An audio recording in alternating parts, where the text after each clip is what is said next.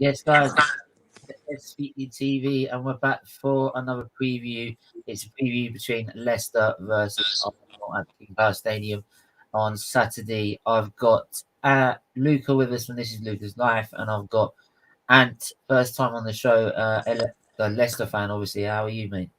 Yeah, I'm good, mate. I'm good. Looking forward to a game on Saturday. Worst possible time for a kickoff, 12:30. Horrible time for a game. I can't stand the early kickoffs, but it is what it is. It's the cards that we've been dealt. Yeah. I think we've got you could have a guy at the media for that, but there you go. You've got Luca as well. How are you, mate? Yeah, I'm good, thanks. It's nice to meet you, Ant, by the way. And I have watched your channels. They're really, really good. And I'm very impressed with your thumbnails.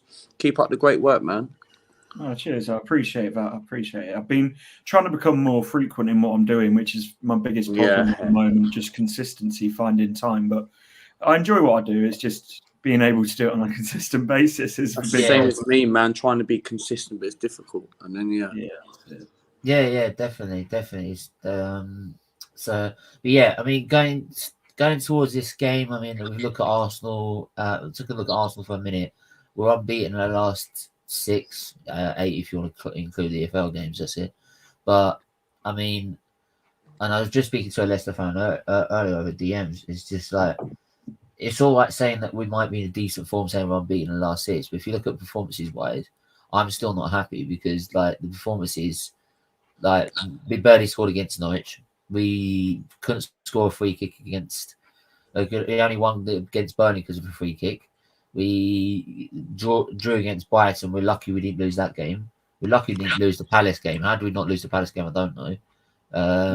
And the only 2 standouts are Aston Villa and Spurs when they didn't really turn up. So, I mean, how do you look at it from a Leicester point of view, looking at Arsenal at the minute?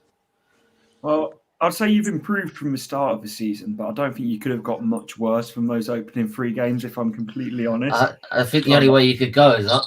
Yeah, but whilst being 6 unbeaten, it's always a positive that you're not losing games whilst you're not playing particularly well. It's the fact that there's a lot of draws and poor performances is why I'm not massively looking into it as if you're in great form, because you're on the same level of points as we are. And a lot of Leicester fans are saying we're having a poor start to the season. So I think the whole 6-game unbeaten thing, and I'm probably going to sound very unpopular here saying it, it's the very reactionary Arsenal fan base. Because at the start of the season, you had, oh my God, we're the worst team in the world. And then you win, you go 4 or 5 games unbeaten. Oh my God, we're going to win the league. And it's like, with your fans, this is generalising. Obviously, there is some very level-headed Arsenal fans. There doesn't seem to be any middle ground. You're either the best team in the league or the worst team. Yeah, I think what I get with Arsenal fans is that if you look at the first 3 games, this is very prudent, and we've had even influencers like YouTubers do it as well. Is that after 3 games, they're all going, Arteta's got to go. That's it. It's done. It's got to go. Now with 3 games later and 1 game against Spurs, that pretty much let's put it that way. It weren't really against Norwich and Burnley. It's went back to Arteta in. It's the game against Spurs. You watch that performance, and we actually only really performed for the first half. The second half, we just sort of controlled the game. But that because of that performance, that's it. Nah, Arteta's good enough. I turned it out to us too soon. They can't decide whether they to stick or twist with this guy. The thing is, they don't seem to have any sort of the old standards and levels and demand the levels that Arsenal should be at, which is I watched Arsenal win a title, so that's where I want Arsenal to be competing, not where we are right now.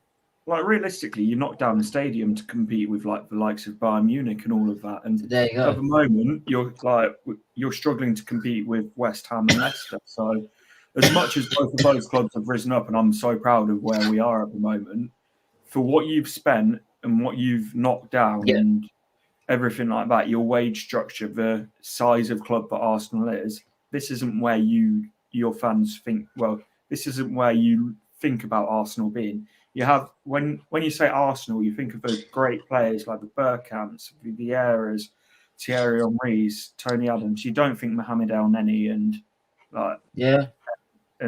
these players. So whilst I think that you're going through a bit of a rebuild, if I was an Arsenal fan, I'd be very cautious with it because we've had the British core, wasn't it? Which was meant to be the rebuild, start everything back off again, and to get you back to where you were meant to be. That didn't really materialise. Oh, it's already gone from like trust the process with Willian and David Luiz and these experienced players to Project Youth. So technically, that 4-year project didn't actually work after a year. Yeah, and it's like that though. But there's always this is just someone who doesn't follow Arsenal particularly closely, just looking in. There always seems to be some project for a few years, like the British core, the German. What was it? The German core or whatever you called it with. I can't remember what marketing name you gave it, but there's the thing with the Germans when you had obviously Martinelli and stuff. So I would be very concerned if I was an Arsenal fan that it's just another way to delay having to progress on the pitch, but getting the fans to buy into another project. But realistically, it's actually seeing you regress. That's the problem, because I think what Arsenal think is that they don't buy into they come to sort of an acceptance now of it. I think some of them don't think they can do anything, so they just accept it. And some of them think I actually think we're actually doing quite well and we should accept what we're doing. But I mean, Luca, as an Arsenal fan, I mean, what's your view on it? To be honest, right, going into this game for Leicester, I'm kind of confident in a way, kind of not confident. And I see that, yes, people could say that we're unbeaten in 8 games, which is great. And I like Arsenal to keep winning games. That's what we want's best for this football club. But a lot of people were getting a little bit overhyped up saying, has Arteta turned the corner? I personally don't think he hasn't turned the corner at the moment. But those performances, what you said, Stephen, that win against Aston Villa, I couldn't believe we beat Aston Villa. I was over the moon. I was excited about that. And I didn't think we weren't going to win that game. Second best performance of the season. But Tottenham was fantastic. But Crystal Palace, we got away with a point. Brighton, we got away with a point, saying that we could have won that game. But this season overall, when you think about it, right, yes, we've got difficult games coming up. We've got the likes of Leicester, Liverpool, Manchester United coming up. But you rectify and think about it, right, a win on Saturday will put you into the top 4. And everybody started. Can I just correct you there? Like, you say difficult games. Can we take United out of that if they've still got Ollie? United, look, it will be difficult even if they still have Solskjaer. No, I'm serious. Sorry, I had to stick that one in. No, I'm serious. No, I'm serious. I think it will be difficult even if they have Solskjaer, because our record at Old Trafford isn't great. We've won once in 14 years in the Premier League. So I'm just messing with you. I'm just messing with you. I know you are. But going into this game, it's going to be a really difficult test, and we've got to play the same mindset. We cannot I looked at the Leeds game the other night, and I did a match reaction straight after the game on my channel. And if we play like we did in the first half against Leeds, first half I didn't think we weren't great. Second half I thought we were good. But if we play like we did against the likes of Brighton, Palace, Leicester will tear us apart. And to be honest, playing them is the wrong time to play them now. Ever since they beat Manchester United, they've started to score goals, but at the same time, they conceded 3 against Spartak Moscow. So maybe I'm kind of confident we can get something out of this game, because they've conceded 3 against Spartak Moscow. And I know people are going to say, right, you can't go by Spartak Moscow. That was a different game. But it will be a difficult game. We've got to go there and play attacking football. We've got to put the right team out. And it'd be interesting because Lacazette, we need him in this game. And I hear that. I mean, and what do you think? Do you because the problem I find with, and I hear about you want to play attacking football. This Arteta has got this wonderful theory of we're going to play the normal 4-2-3-1. This is one way we're going to play. or we're going to play this magical new system called 4-1-4-1, which no club in the world plays. And there's the reason why no one in the world plays it, because it don't work. Right? We're going to play Party as the single DM, and I know if we do that, we're going to get torn apart. Like if we did it against Crystal Palace, look what happened. So, but he's got this wonderful theory that things that happen. This is the problem. If we play a 4-2-3-1, I think we'll have a better chance of actually try and win the game. If we're playing a 4-1-4-1, God help us. For us, I think it's if we can get control of that midfield with Tielemans and Ndidi. Yeah, Tielemans and Samara. You've got a better midfield than us. Look at the midfield you've got. Because Leicester are currently on good form. They've got Tielemans, who's starting to score goals. That goal which was against Manchester United and Brentford. Wow, what a goal against Brentford. Yeah, and it's and you were saying about the midfield. If we can get on top in the midfield, I really think that we can. I don't want to say dominate the game because I do think it will be an even game, but I think we can really create a platform for Iheanacho and Vardy to really thrive, as well as Maddison. Obviously, I'm hoping he can have a good game against Arsenal after all of the summer, the amount I've had to listen to Arsenal fans. I'd be surprised. I'd be surprised if you don't dominate the midfield. I mean, our midfield's so bad that we've started saying we miss Saka. I mean, how bad's it got to be? You got to start missing Saka. It says it all, doesn't it? So. Some people don't realise we seem to do better without Granit Xhaka. Well, yeah, that means ever since he's been off or injured, we've actually been unbeaten, so that makes a difference. To be fair, I do like that Lukonga kid that you've got, though. He does look like a good prospect, but he's going to need... That's the key word. Yeah. He's another one of those who's a project. I know that's a buzzword for Arsenal, but he's going to take time to improve. And he's like a really promising word. I love the fact I say project and you just put your head down and just like, here we go. Mate, that's it. Like everyone that says, I want you to do this project for business. And I'm like, can you stop mentioning that goddamn word, please? Should we go for process? Oh, don't. Genuinely, I've never known a club with so many PR buzzwords. Mate, you won't believe it.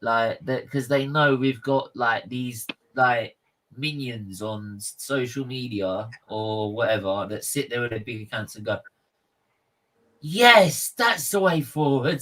Yes, I believe everything you say. I believe whatever. I mean, I've had people coming here saying Edu's right, Arteta's right, and I'm sitting, and even people making excuses why we don't have a target for it in the league. And I'm like, what? I've got to agree. I think Arteta's the man. Give him at least another 2 years. Funny. No way. But I mean, another thing I wanted to mention, I just mentioned it probably. Someone mentioned it earlier about Vardy. I wanted to know about the status with him because I didn't know whether he was going to be fully fit for this game or not. How is it looking? Yeah, he's fully fit. Of course, he's fully sharp. Yeah, he's scoring quite a few goals. I think he's second top goal scorer in the league at the moment. So hopefully he can get his standard goal against Arsenal. That'll do nicely. He missed out last time, didn't score in that one because he was playing. Well, the game in the Emirates, you parked the bus for 70 minutes until you put Vardy on, and then all of a sudden it went Vardy settings. With Vardy, I think this kind of game will suit him where he can sort of run off the back defenders because you'll try and play a high lineup points in this game, even if you even if you see Drake. I agree. Arteta in. He said Crystal Palace was a good result, like a draw was a good one. I agree. But don't try and egg him on, please. Please, it's bad enough they got that mindset as it is. But I think I've lost my train of thought now. But I was saying about Vardy. Vardy. Vardy, he loves the games against the bigger sides, particularly against Arsenal. So, yeah, but the thing is now, which is so good, is it's not just Vardy. For years, it was Vardy who was our goal threat, and apart from that, it wasn't much. Now it's Vardy, Iheanacho, Maddison, Tielemans, Castagne, all scoring. So, I think that makes us a much more dangerous team than we have been say a couple of years ago, where it was like if Vardy didn't score, we were stuck. Yeah, I hear that. If it will. I think even if you don't have Vardy, I still think it'd be dangerous. I mean, Ian Acho's had a great start to his season as well. And Daka. And Daka. Daka looks like a really good player for me. He's quality. He's quality player. Yeah, right. Okay. Jog on. Is it going to be like 49 games unbeaten as well? No, he could. Arteta do 49 games unbeaten. Jesus, like there's more chance of me flying to the moon. This is yeah, but no, I just lost my train of thought.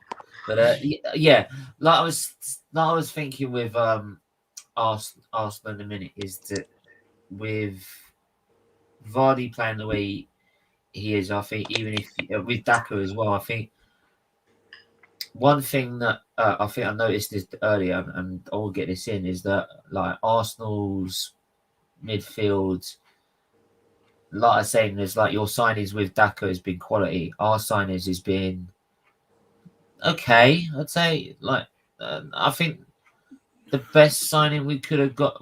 I think the best signing on form at the minute, and probably everyone's going to ridicule me for saying this, but if you look at it on form, the best player that's been consistently your best player on form is Aaron Ramsdale. Yeah, out of the signings we made. Yeah, he took a lot of abuse when he joined Arsenal, and yeah.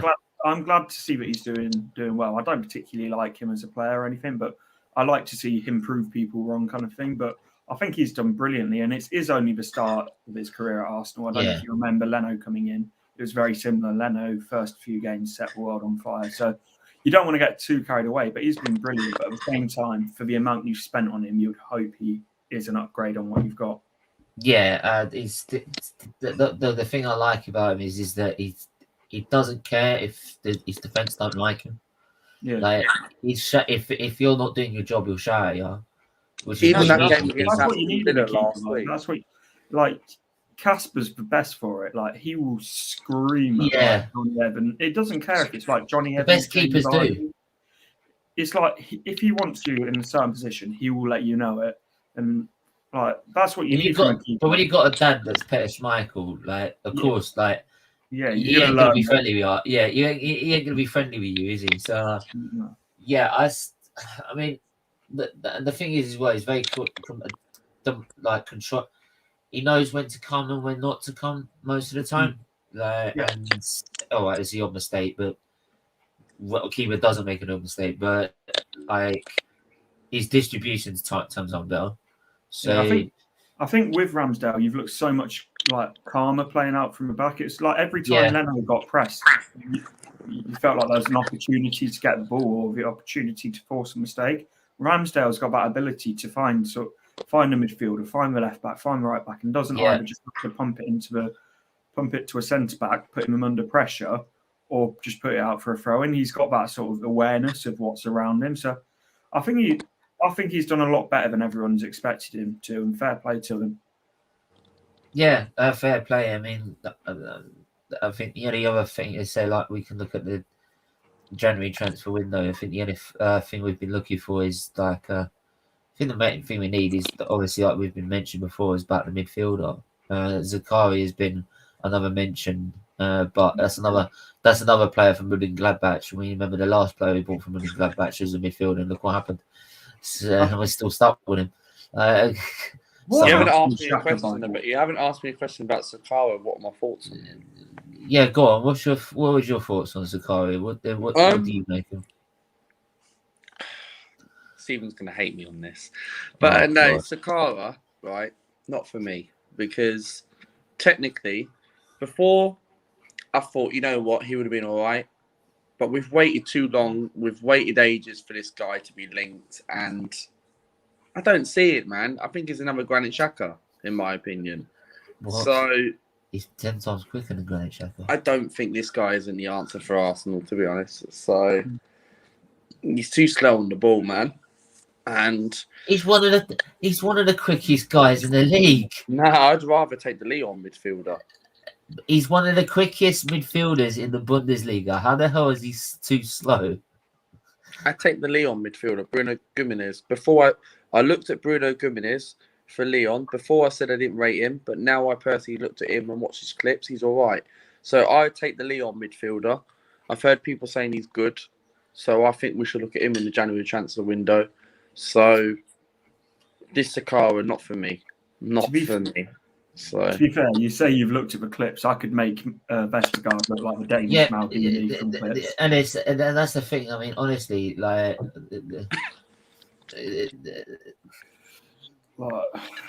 that's the thing. Like you could get look what Arsenal do with their training videos, right? Like they get clips of their training videos and make it look like we're freaking prime Barcelona. Like that's like any sort of clip. The thing is, you can manipulate a compilation to make it look like what you want, because you can make Van Dijk look like the worst centre back in the league in a 3-4 minute compilation. That's why you've got to take all of them with a pinch of salt. Yeah, well, he's had 7 appearances, 2 goals, 1 assist already. 72 minutes, goal participation 30%. Like so, like, and he's supposed to be essential midfield. His main position is a defensive midfielder. So it should be scoring goals in the first place. We've got Partey, right? Who's yes. He can't do it by himself. He can't. That game against Crystal Palace, he couldn't do it by himself. That's why we lost shape, and that's why if you play a 4-1-4-1, it doesn't work. So we need a midfielder who's going to come in. Bazuma, forget about Bazuma because it's not going to happen. So how much we would love to have someone like that at the club, but we know we're not going to get someone like that. And people don't really talk about him that much anymore because of private life, what he done. But I look at the Leon midfielder. I look at someone like that. I think we should get someone like that in the transfer window. I like the look of him. I think he's good. I had people telling me saying he's very good, and I've seen people's tweets. Quality, mate. Quality.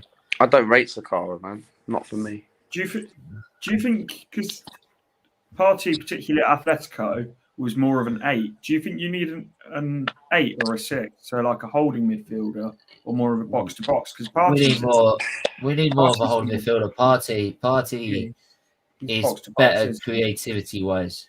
I rate Thomas Partey. He can't do. Yeah, I mean, he can't do the job by himself, which is being that DM, knowing that he wants to bomb forward and create. So no, for me, we need someone like a Zakaria, a defensive midfielder, who can sit there and sit the job and they go on, Partey, go and do what you want to do. The reason the Congo and Partey don't work to an extent, people are saying that the Partey, the Congo partnership don't work. The problem is the Congo is great as a defensive midfielder, but he's not really a defensive midfielder yet. He hasn't developed his game yet. He's still about 22, 23. So the problem is, if you have that problem, then Partey's going to have to do the defensive work. And Partey struggles with the defensive work because he's more of a box-to-box. He's not a defensive midfielder. So you've got two people there are box-to-box midfielders, and one of them's got to act like something that they've never done before. Yeah. So, but if you're going to take the lesser of the two evils, the 4-2-3-1 is more natural to us, and having 2 there instead of 1 is a better option. Yeah, I think this is where I think our midfield progressed so far. Is the fact we've got Ndidi and Tielemans who just complement each other perfectly. Ndidi, I'll take Ndidi off you in a heartbeat. I don't think you'll be affording Ndidi. I don't care. I'd spend whatever on FIFA to go get him. Like, and I've bought some sick players. The thing is, Ndidi, he's not the best technical player in the world, but he's that ball winner who gives he's one of the best ball winners in the league. He's 10 times better than Partey. Do you think? I think there's such different. That's a debate. Actually, to be honest. I would say that the debate would be more Tielemans and Partey, because I'd say they're more similar in terms of their 8. They're 8, so they both like to defend, they both get forward, they both progress the ball. Ndidi's purely a ball winner. Yeah, and the thing is that you've got to bear in mind that Tielemans might look great in the Premier League in a minute. You've got to bear in mind that Partey's coming to a team that's is crap. Let's be honest, it's crap. Like, the thing is, if you look at Atletico, Tielemans did to start with because it was under Claude Puel and we were boring as anything to watch, like free CDMs at home. But if you also look at his record at Atletico, then you got an argument, definitely. But yeah, I think Partey. I'm not going to say it slag Partey off. I think he's an absolute brilliant player. Yeah. The thing with Partey is, and I do want to say something about this, right? Partey, I think he's a quality player, and when he was at Atletico Madrid, he was brilliant. He wasn't injured. Now he came to Arsenal. Whether Arteta's played him too much, maybe because of the injuries, maybe the training methods on the training ground, how it's set out. But Ndidi, right? If you compare Ndidi to Thomas Partey, Partey's more of a box to box. We just said it's but we don't have a defensive midfielder like an Ndidi, like a ball carrier. We don't have anyone like that at the club. So technically, if you're going to get someone like that, you go and get someone like a Bruno from Lyon or a Bazuma from Brighton. You go and get someone like that. Who is the answer to our midfield? We need someone like an Ndidi type. I'm not saying go and get Ndidi because Ndidi will want, if he left, he'll go Champions League. But we need a midfielder who's going to come in that's going to be a ball carrier, someone who's going to sit there and do the defensive work. Yeah, absolutely. We need, but our weakness position compared, like you look at Tielemans, right? We need a midfielder like a Tielemans type. Tielemans reminds me of like a Fabregas or Cazorla, someone like that, like a Santi Cazorla. Yeah, but the problem is that you've got Partey there already. So if you need, like you said, if you got someone like, imagine if you had Tielemans alongside Thomas Partey. They're too similar. No, but it doesn't work. Yeah, but it's too similar. It doesn't work. It's like you're putting Lokonga and Partey together. It doesn't work because they both want to go forward and great. So you need someone there who's going to sit there and let Partey go and piss off and do what he wants to do. Or you get someone like a James Maddison. Ndidi getting forward, and Ndidi will literally just anchor himself in front of that back four. And then that's why I said you need someone who's a Leicester proper have got DM. the midfielders. They've got the midfielders to do that, and these are world-class players. They've got the midfielders. So we need, like, who is there out there available? Right, apart from Sakara, but who is there out there available? Which midfielder is there? We need a midfielder who's going to come in that allows Partey to do the work or sit back. Or we need a midfielder, right, that's going to score 10 or 15 goals. Because Odegaard, I don't rate the guy. I don't want to see Odegaard start on the weekend. So technically, don't know why people call Odegaard the next Ode Gibraltar, right? So technically, I don't rate Odegaard, and he doesn't offer anything. 34 million, yes. That's why we got Smith Rowe. We have, but I wasn't happy when Mikel Arteta played Smith Rowe in the week because Ben White went off in a game. So technically, yes, he was sick, but still, What would you expect? It's Mikel Arteta. It is. But which midfielder is there out there available? Who is the answer to your midfield realistically that can, like, there's a range of players you can look at. Like James Maddison. We didn't even put a bid. But that's another debate anyway. That's another debate anyway. I want to quickly move. Sorry, go on, and I'll let you finish. So I want to quickly move on to Pepe. So I want to quickly move on to that. I was going to say with the holding midfielders, it doesn't always have to be these big names that Arsenal fans seem to be obsessed with. Like when we signed Ndidi, it doesn't have to be a big name. It has to be someone that does the job. Just does the job. When we signed Ndidi, I'd never heard of a bloke in my life, if I'm honest. But he comes in and does the job brilliantly. Yeah. So it's like when he scouts now to find that player. It doesn't have to be like some 60, 70 million pound player. Yeah, this is the thing. This is why I said, like, this is why you're saying that people like Sakari is 24 million. It's Hossam Awar. Highly, yeah, but even then, that's already a big name as well. The reason people not mention Zakaria is that he's very well rated, but it's not such a big name. And if he's doing the job, what more do you want? And the thing is, he's still scoring goals. He doesn't have to score goals. This is not what a lot of people don't get. Like when you look at a midfield, what some Arsenal fans seem to don't realise is when they look at midfielders, they start even look at their goal stats or assist stats. If they ain't any good, they don't rate them. And I'm like, well, no, that's not the part. That's not the whole point of it, right? There's no point like sitting there going about midfielders saying they need to score goals in that, right? When they can't do their main job. Their main job is to control the midfield. And so if Zakaria doesn't score goals, but he does his job on the pitch, what more do you want? So there you go. But Pepe is another player I want to mention. And I get a lot of people why they're fed up with him. I get why people are saying he's not reaching the standards that we expect him to. For me, I'm not ready to call him out. I'm not ready to get rid of him because his contract is coming up to 2 years left on his contract. We usually decide like whether to sell him or not. I don't really want to sell him right now. There's been a lot of circumstances saying there's manager changes, the system we play. For me, the manager does not play Pepe in the right way. And I don't think any manager's done that. And I think if you got a manager that knew how to use him, he'd be quality. I mean, he was quality in Liga when he did have a manager that was being able to use him in the right way. But now all of a sudden it doesn't work. And we need someone to be able to use him properly. That's my main point with Pepe. He's one of those. He's always going to have that price tag above his head, no matter what, and that is what it is. But in Liga, he was played. It's obviously a slightly less competitive, a lot less competitive league, but still the numbers he was pulling up there, you've got to take notice of. But it's just, I think, in the Arsenal system, if he was to play under a proper manager where he could really progress and could develop players, I think you'll be looking at one of the best wingers in the league.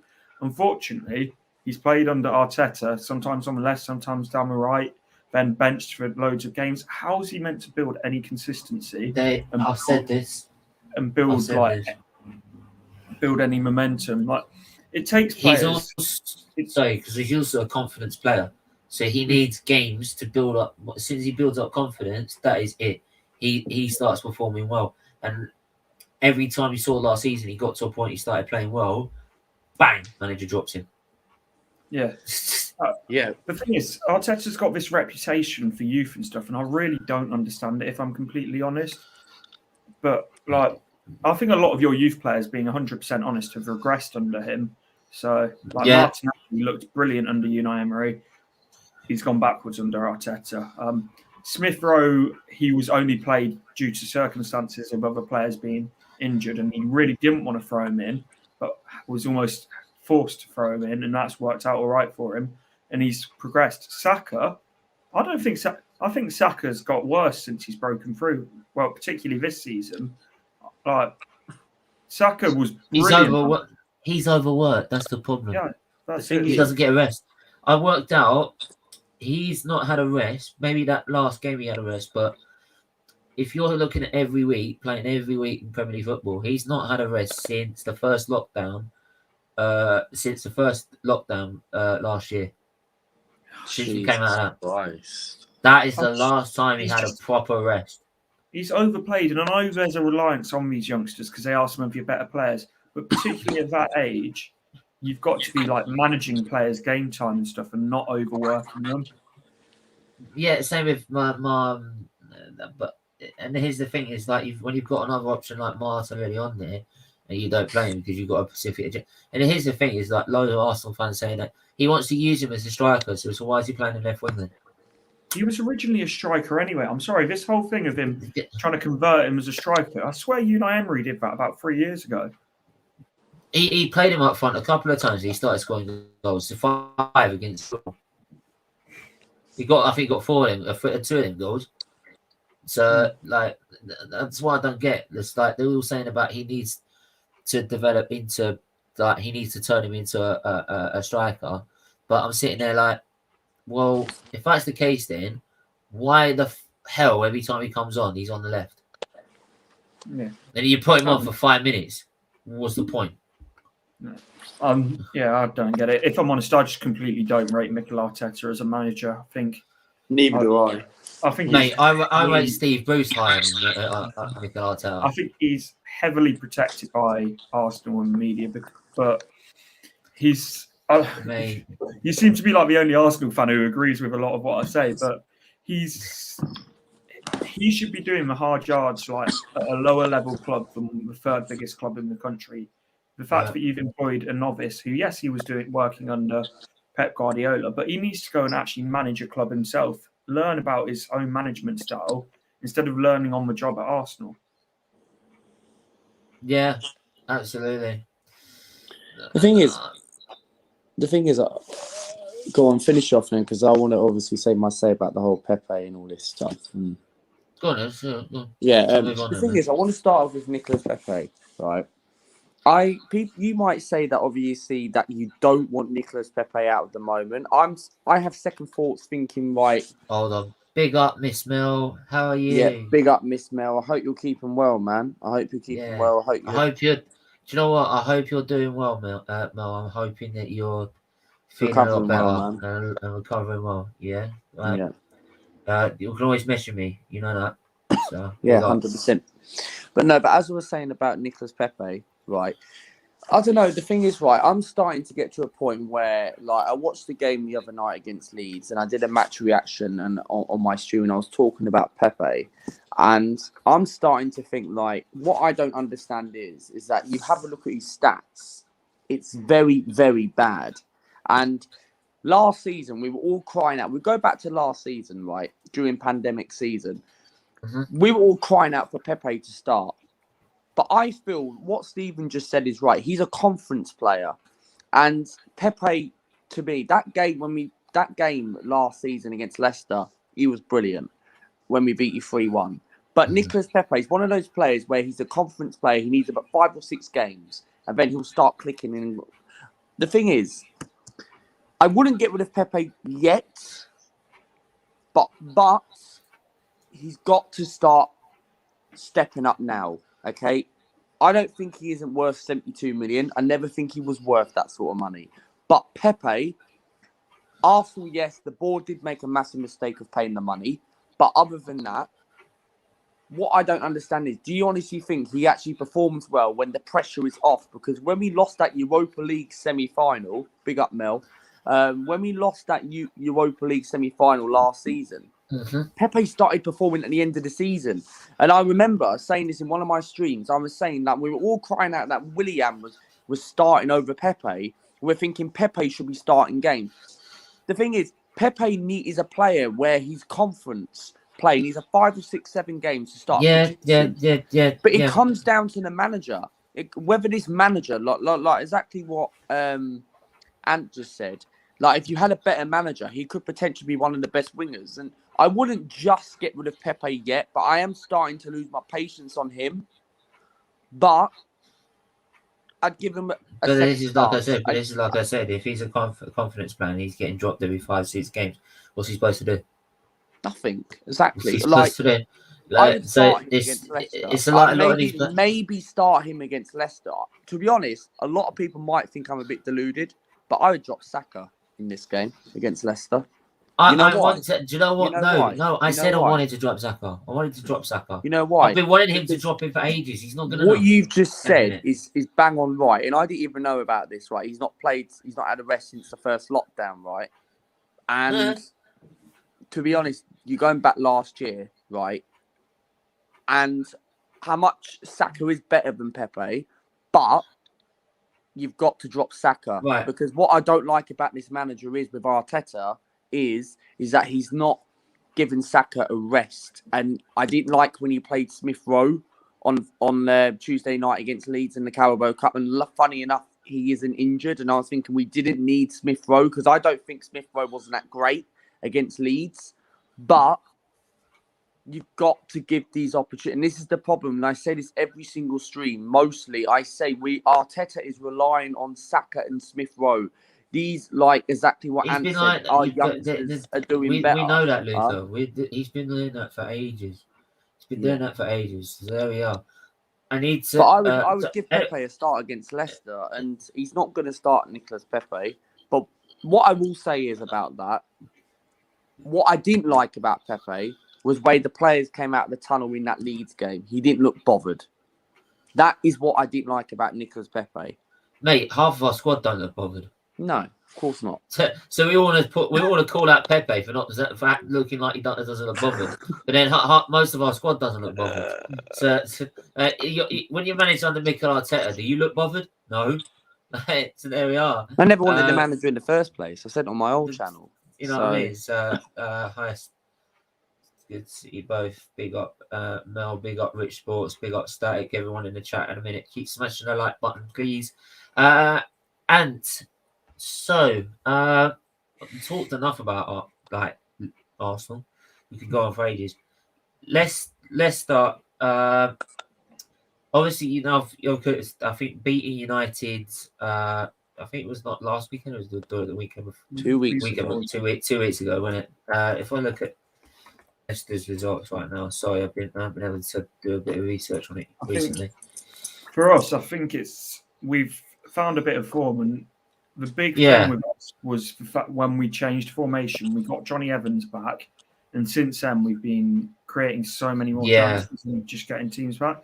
And it's Johnny Evans is that like glue of our centre backs. I know he's not that big name that everyone looks out for and stuff. He would be rated so much higher if he wasn't Johnny Evans, 3 million from West Brom. Like if he was like a £50 million signing from somewhere else, he would be rated as one of the best centre backs in the league. But because he's Johnny Evans from West Brom, he goes a bit under the radar. But since we've got him back, I think we've looked so much better. Not just defensively, like we're still defensively not great, if I'm honest, but it's going forward because he gets his foot on the ball and just plays it forward. It's not always back to Schmeichel, then reset, back out to the fullbacks, back to Schmeichel. Johnny Evans he's got that ability to find those diagonal balls out to Daniel or Ricardo on the wing. So he's the pivotal player for us. But since he's gone, we struggled massively. And we've probably been the worst hit team so far this season by injuries. But we're getting those players back, and I think you can tell that by the time that we finish. I've lost. So I was reading the chat then. You can see that by we're getting more of these players back, but we've still got a lot of our key first teamers out, like Fofana, Justin, and Ndidi, all still injured, and those are all our defensive players, which is why I think we are struggling slightly defensively. Going forward, we're still a threat. Yeah, absolutely. I think like there's some games where you were struggling at the start of the season, and I was wondering what was going on really, and then like you said, I think picking up, doing what we couldn't do at Brentford, beating them 2-1. Man United was a great performance and a great result. I think Man United didn't help themselves in that favour, to be honest. Maguire absolutely shat it when he came back to every time. I've never seen a centre back performance as bad as that. It was a sight to behold. It was beautiful. But yeah, it's like I said, it's just so you've had a bit of a tricky start. Are you more focused this season? I'm just going to mute that. Sorry. Are you more focused? And I'll get to your question in a minute, Stag. More focused about Europa League this season, knowing how the top four have all improved and they seem to be on their own little level. Well, maybe not Man United, but do you feel that it's something that it's a bit out of reach and your focus is to try and win the Europa League to get in the Champions League? I'm not sure, to be honest. For me, it's one of those that you look at in March and then evaluate, because we could say it's out of question now, sort of thing. And if United keep Ollie, then they may be struggling to finish above Spurs, yourselves, West Ham. So it's one of those. It's realistically too early to say. Yeah. How has Castagna been this season? I'm sorry if I said that wrong. He's been class when he's another one. He was injured at the start of the season, which again shows another defender injured, which is why we were struggling so much defensively earlier on in the season. But I think, he's been absolutely brilliant when he's come in. So he's one of those players. Again, he's a key part of the formation that we're playing at the moment. That on that left-hand side, left wing back, providing the width. Yeah, absolutely. I'm going to move on now. I'm going to move on to. I do wanted to do a combine 11, but I won't bother now. But I will do quickly predictions. Then I might open the chat for a little. I might open it up to the chat for a little bit with the link. Yeah, looking at everything now, going into this game, what's your score prediction going to be? I'm going to actually. I'm going to go 3-1 Leicester, and there's a lot. This game to Leicester probably means a lot more than it does to Arsenal. Not because it's Arsenal or anything, but it's because it's the 3-year anniversary of Vichai, our former owner, passing in the helicopter. Oh yeah. So the crowd will be right up for it. The players are very disappointed if they're not up for it. So I think that will carry us over the line against you guys. So normally I'd probably say we'll scrape it 2-1, but I think it's going to be I'm hoping we make it a really difficult game for you on Saturday because of that. Because I could go on about Vichai and what he's done for Leicester.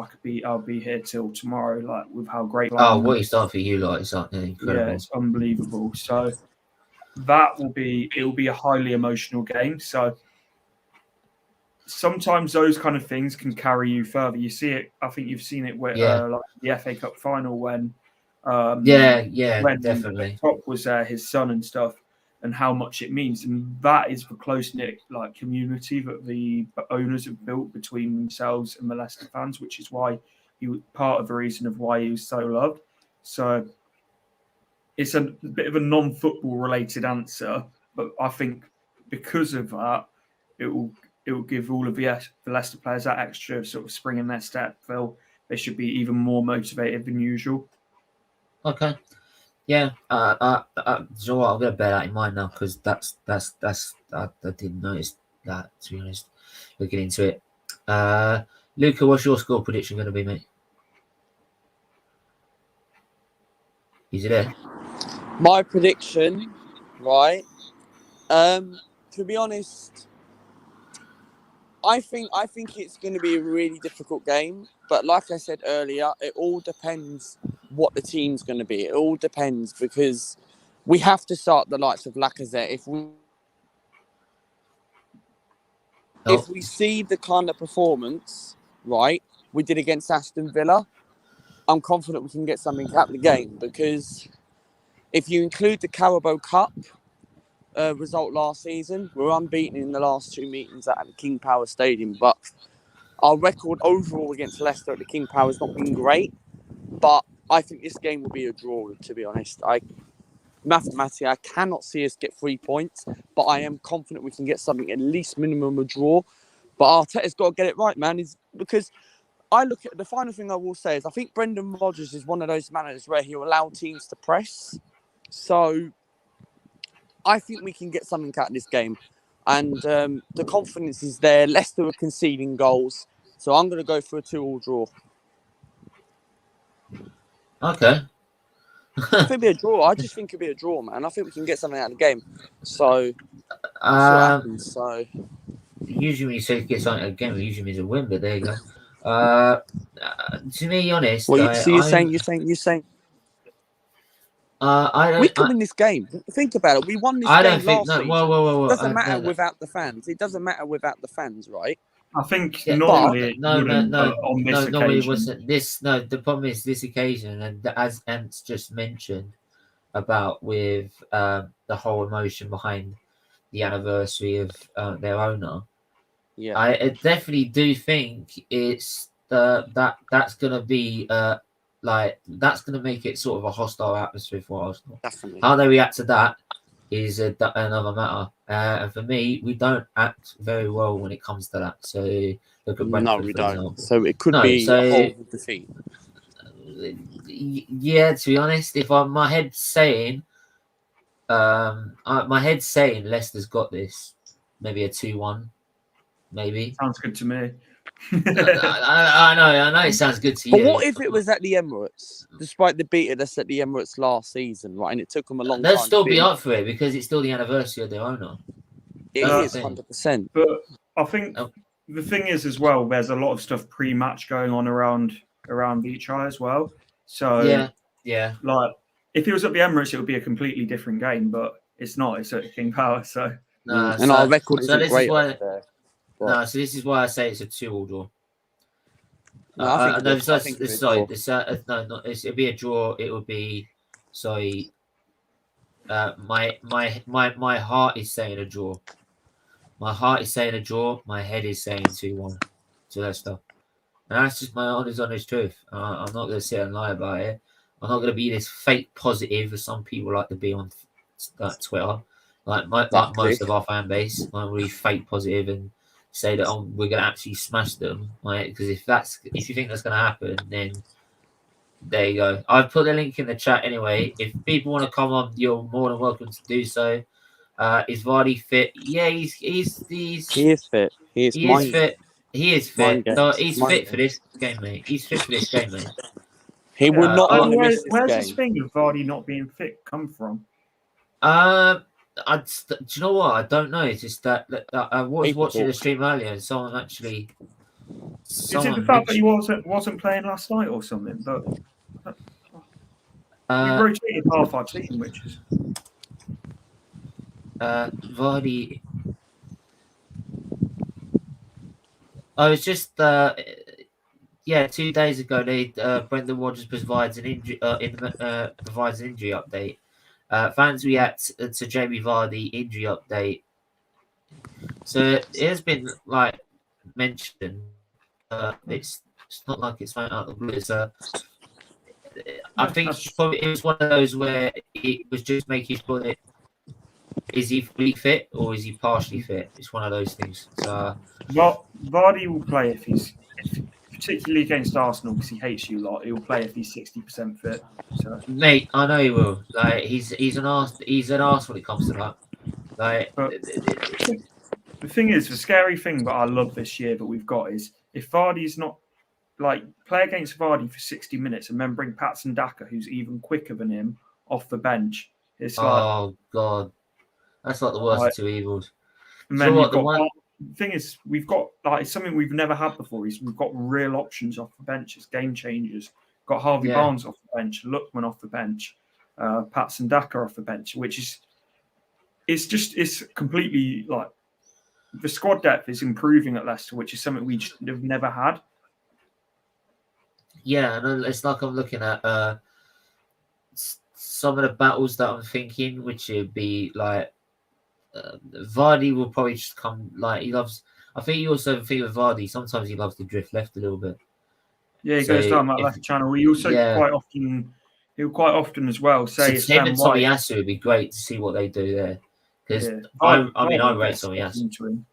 Because I've stuck into him, and Tomiyasu, you've got to feel likewise. We'll get into Vardy. So yeah, because I think since he had that game against Brighton, he's had now a chance to see what the Premier League's about, and for me, it'll be interesting to see what that battle card turns up. Whoa! Someone's in a wind tunnel. Yeah, someone's in a wind tunnel. Sean, how are you, my friend? What's going on, bro? How you doing? Oh, it's about time I had a Man United fan on this channel. All in United's net. Listen, bro. We're not going to have any scousery going on today, right? We have no need to have any kind of recollection. No, of nonsense that happened over the weekend with the daggone dippers. But I'm just going to sit here, eat my hog knobs, and enjoy my life today because hopefully Ollie won't be at the wheel very much longer. If it makes you feel better, I wasn't referring to the weekend. I was referring to the week before. The 4-2 was amazing, right? Brilliant. I mean, what does this man need to do? I mean, this guy, I don't know if you guys have it over across the pond, but in America we have a product called Tidy Cats, and it's I've never heard of it. Tidy Cats is kitty litter. I don't even know what you guys call it. Oh, for fuck's sake! I can see where this is going. Ollie is this guy's man like Tidy Cats. He's got 9 lives and can walk through all kinds of shite. and just, like, literally come out smelling better. It makes zero sense, man. I literally meant to do an hour stream. I did a 2-hour stream because I started letting people come on a little bit ago about, is Ollie now the worst manager since Sir Alex? And these top reds want to tell me that he's the best ever, and I don't matter. I should go support Sait because I'm just a filthy plastic yank anyway. But that's ultimately, I get that when I go on about Arteta. But there you go. Yeah, well, think about I've got to head off. Sorry, Leicester. Cheers. Thanks, Zach, for coming on. Leicester dominated us, bro. That 4-2 wasn't even 4-2 flattered us. Yeah, it's tough right now, bro. And then here's the thing: I love United fans run their mouth about Arsenal, but ultimately, the one manager that for sure Ole can't beat is Gucci Green down there in North London. Look. The reason I've been like the way I have been is like when I saw the start of the season. So when I saw the start of the season and the way things were, the amount of times I was going on streams and I saw Man United streams and they were mentioning Arsenal so many times about us being the bottom of the league and everything like that. Even when the stream had nothing to do with us, they wouldn't help but go dig, right? So now you're now level on points with us. I'm gonna give it back. So I'll give it my just reward. I think it comes from Arsenal Fan TV, because they just, it was the same for us for years. It was always being mentioned. And then when was it Troops did that whole take your time with it dance video thing. That whole nonsense. So I think that, for me, I think our clubs, if I was honest with it, our clubs are so similar. It really are. I mean, if you really deep it and think about it, both have, nonsensical, moronic, Yankee ownership, who I don't claim these people. They might have an accent similar to mine, but they're morons.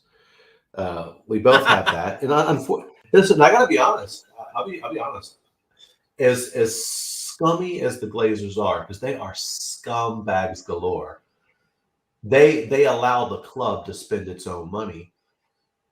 And honestly, I think that the Glazers, I think that Kroenke's work. Well, Kroenke is definitely worse than the Glazers, and especially in American sport. I mean, because he somewhat understands the sport and somewhat kind of cares. He's just a scumbag. Where the Glazers, they don't even have a clue, right? They just want to make money. Yeah. So, like, Kroenke owns a lot of teams. And matter of fact, Kroenke is the reason why my NFL team didn't get the move they should have got, because he's a scumbag. But I feel bad for you guys to a degree. And that's what hurt the most over Sunday's loss was I would rather have shipped 9 to Liverpool and just taken a battering than the fact that they quit on 60 minutes and started taking the piss. Yeah, that's the thing. They started taking when your rivals start taking a mick out of you, then like that's even worse. Like, because I mean, I just watched the highlights of that game. I'm looking at defense and I'm like, where's your like? I know you ain't got the Varane there, but like, I don't even think Varane would have probably helped. Well, here's the problem that, again, if I say this, it gets Varane wouldn't even help you because your coaching is so far off. It's unreal. Yeah, it starts from the front. You have Bruno Fernandez, right, who's everyone's savior because he saved Ollie's job like numerous occasions. The thing is, Bruno, a lot of times he's pressing the other team's goalkeeper by himself.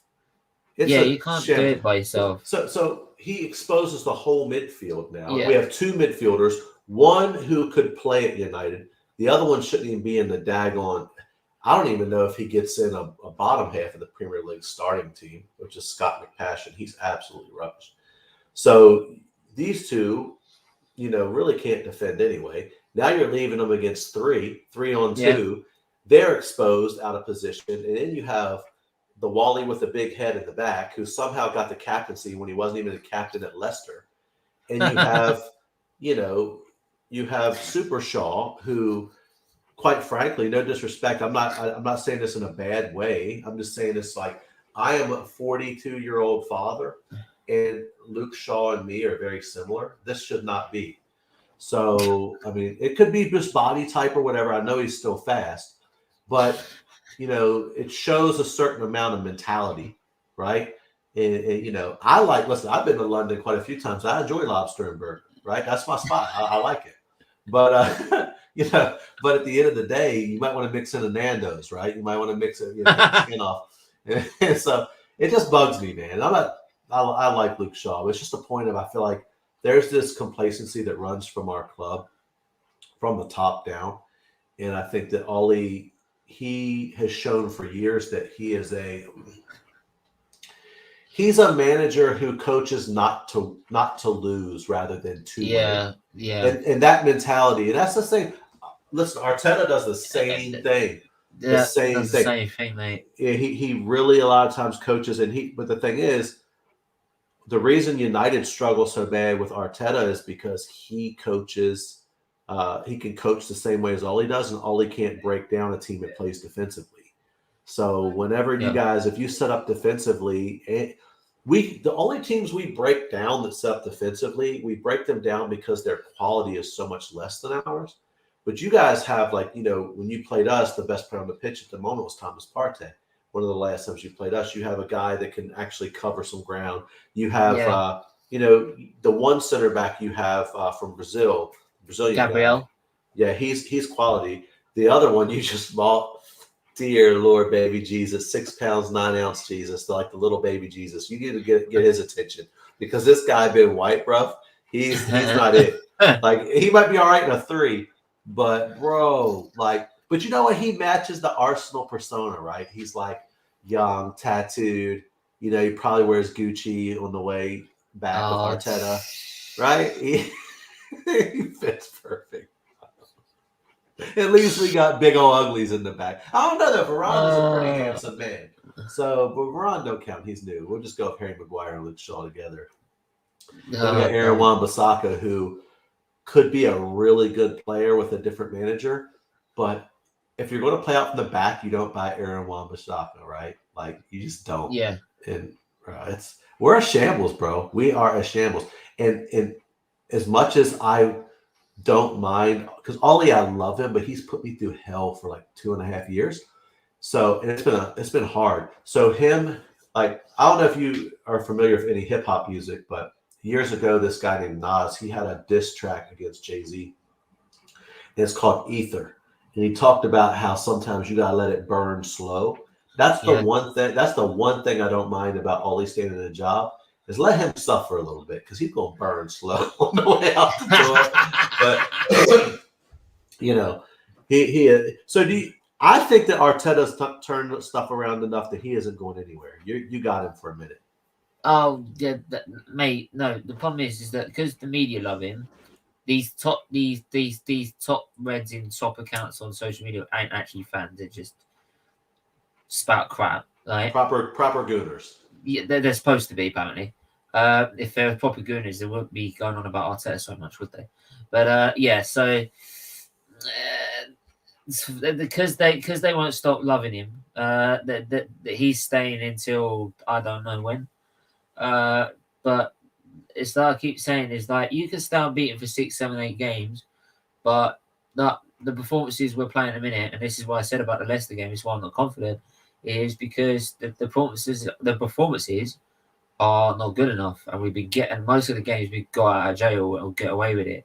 And Leicester was a team that if you don't play well, you are not going to get away with it. They going to punish you. Yeah. And they have the emotional angle too, and you're playing at their place. I honestly, listen. I wouldn't be surprised if you lost 3-1.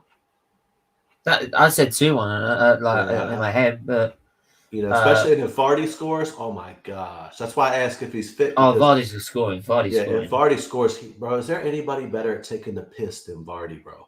Like, I love that. Like, I hate him, but I love him. Yeah, like, I love that prick.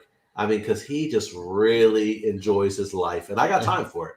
Like, he's a proper shithouse. Like, he really is, and I got time for that. I really do. But you know, I think about our team. Like, I went through this video. I gotta be honest with you, bro. We United. If games ended today, this year, at 88 minutes, we would have 2 wins. We have literally smashed and grabbed like 6 matches this year. And like we played so poor. And eventually it catches up to you. And so that's the thing that Arsenal have to be concerned about. Are you in a purple patch? Are you playing better? What do you think, bro? Like, what do you think that you guys have turned a corner, or is it like a little purple patch, or is it just are you just getting lucky results? Like, because with United, I gotta be honest with you, Wolves battered us, we got lucky. Southampton battered us, we got lucky to pull out a draw. Every Champions League game, first off, we lost to a team called Young Boys. Young Boys. Listen, in a stadium called Wankendorf. Like, really, you don't want to be having a Wankendorf with. Hang on, what's the song? Young Boys. I say Young Boys. We lost to Young Boys. Then we played Villarreal, and we absolutely got battered the first half. Without David De Gea, we lose 4-0, and then we smash and grab that. Then you have Atalanta, bro. That was. You know what's amazing about our manager? Even Arteta couldn't do this, bro. So. I'll say if we were 2-0 down at half time, that's it. We ain't winning the game. 2-0. We absolute lucky that second half comeback. Bruno, beautiful pass. How in the flying 7 hells, Harry Maguire gets on the corner of the side of some cross that an Italian defender doesn't clear, and he kicks it in. This is just a miracle waiting to happen. Then Ronaldo at the end. It was written in the stars. Then you have that, and then Paul Scholes comes out and says, "Listen, if you play like that against Liverpool," so what does Ollie say? I'm going to show this guy. He plays the exact same lineup against Liverpool, and we hold 4 in the first half. Flipping prick. I'm like, what? Listen, all I'm saying is I would never in my life, because of my age, root for Arsenal. Like, hold on. Against the Dippers, I would definitely. The Scummers, the Dippers. I don't care about City because they weren't even a team when I first started watching. But I'll tell you this: if Arsenal if Arteta slapped us, because we're playing in like what, 2 weeks? We're playing 30th of November. Yeah. If he's still in the job and Arteta wins, I will wear I will do the match reaction and the closest thing to Gucci I can find. I'll slick my hair back and everything. And guess what? Yo hablo mucho español, so I'll even speak Spanish for Arteta. Oh God, no! Please, you know what? That's actually probably like the only reason why I did want Arsenal to win that game. Well, who do you want? Like, who do you want though? Like, if best case scenario for you, you could replace Arteta today. Who are you taking? Out of anyone? Yeah. Well, not Pepper Klopp. They don't count. Oh yeah. Not Nagelsmann either. He's not going anywhere. No. Conte. Yeah. But that's been my unrealistic one. My realistic one, Graham Potter. Bro, listen. A lot of people discredit Potter, but that's a shout. Do you know what's happened? I said last season, give him a decent enough striker, he shoots up the league. As soon as Morpay started scoring, look what's happened. Oh gosh, straight up the league. You know what I mean? So there you go. So I'll rest my case. Like, so you give him Arsenal squad, which is Europa League level. If you're telling me that squad, any Arsenal fan that sits there that where we are is where we're supposed to be with our squad, and that's that's Europa League level, right? They are smoking something, smoking something funny. They need help, right? They need to go get themselves to a hospital and get the best care they need, because they obviously don't know anything. So they've had way too many hobnobs, McVitie's. Yes, you gotta get the chocolate covered. So. Yeah, I'm more than normal. So there we are. Anyway, we're gonna wrap it up there. But good on you, Steven. Good luck this weekend, man. May all your dreams come true, and hopefully, well, it would be nice to see Arsenal take a slap. I'm not gonna lie, not for you, bro, because I really like you, but I know at the end of the day, it will hurt. But if Arteta goes, you'll be happy, right? Well, let's just say, look, I know Arteta's not going to if we did lose, but I know if Man United lose, Ollie's not. We ain't losing this weekend, bro. This one sucks. Ollie's got 3 games. We're not losing this weekend. You know who we play? The Spuds. Yeah, please. Oh no, please don't lose. We won't lose the Spuds. They're worse than we are. Please don't lose. Please don't lose. Please. First off, you can't have a manager named after the Holy Spirit and expect to just be okay. It's not cool, man. Someone needs to change that name, bro. Big up, Stephen. Ollie, and he's signed a contract till 2035.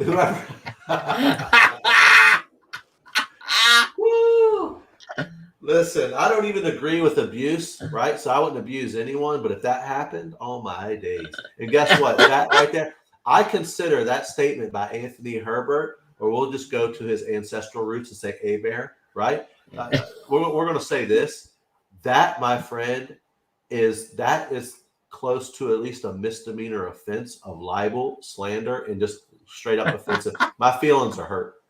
I'm going to leave on that. My feelings are hurt. I got to go. All right, anyway. Big up, man. No worries. We're going to leave it there. Make sure to smash the like, smash the subscribe button, and we will see you on tomorrow. Tomorrow, yes, we're back tomorrow with banter your rivals. I'm sorry that went on a little bit longer than it should do, but there you go. Thought why not? But we're back with banter your rivals tomorrow at 7:30 p.m. It'll be an open stream, so anyone can come on and banter away about football clubs, right? Because and it's the reason we're doing it is because tomorrow, it's not tomorrow, but the day after tomorrow, the Saturday, is my birthday. It's my 27th birthday. So Saturday is my birthday. So I will not be doing the watch along to the Leicester game because of that. But I'll be doing a match reaction. I'll be doing a match reaction the next day on the Sunday. But but we do a banter with your rivals tomorrow to do a birthday banter sort of thing. But make sure you do that. Smash the like button, smash the subscribe, and we will see you guys tomorrow at 7:30. Until then, take care. Bye-bye.